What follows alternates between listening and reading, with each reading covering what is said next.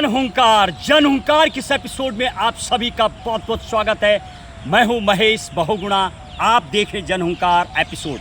आज के जन हुंकार एपिसोड में आपको देंगे जजेस एडवोकेट जनरल इन आर्मी की विस्तृत जानकारी और एक केस भी सुप्रीम कोर्ट का एक लैंडमार्क जजमेंट की देंगे आपको जानकारी। क्या कहा सुप्रीम कोर्ट ने, आर्मी की जो पोस्ट होती है उसमें जिस तरीके से भिक्षु, पादरी और लाइन पंडित तमाम के लिए पोस्ट होती है और मौलवी, इस तरीके से आर्मी में एक रिलीजियस के तौर पर एक अलग से पोस्ट होती है जो कि जेसीओ रैंक की होती है।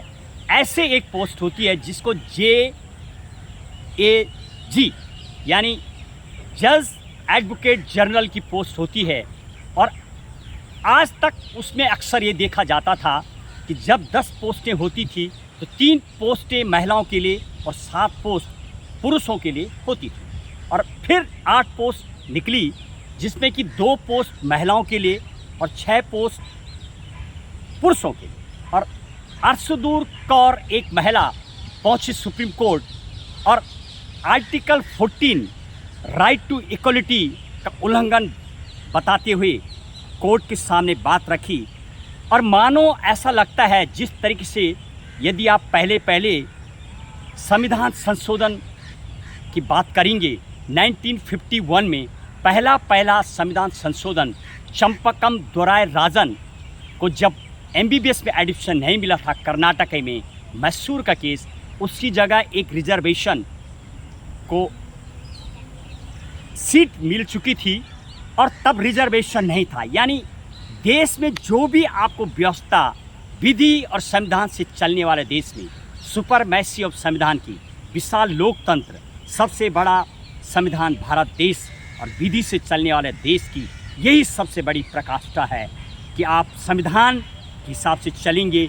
और उस 1951 केस में चंपकम दोराय राजन ने जब आर्टिकल 226 के अधीन कर्नाटका हाई कोर्ट में केस फाइल किया था, उस टाइम भी आर्टिकल 14 राइट टू इक्वलिटी और राइट टू 15 का उल्लंघन का दलील देते हुए मौलिक अधिकार की बातें करके उस टाइम हाई कोर्ट ने चंपकम दोराय राजन को फैसला दिया था और फिर चंपकम दोराय राजन को एडमिशन मिला था MBBS में। और अब की बार भी 2025 में इस केस की सुनवाई करते मानो सुप्रीम कोर्ट ने जज एडवोकेट जनरल पे जब महिला ने ये बताया, ये कोई सरहद पे लड़ाई लड़ने की पोस्ट नहीं होती है, मेंटली काम करना होता है।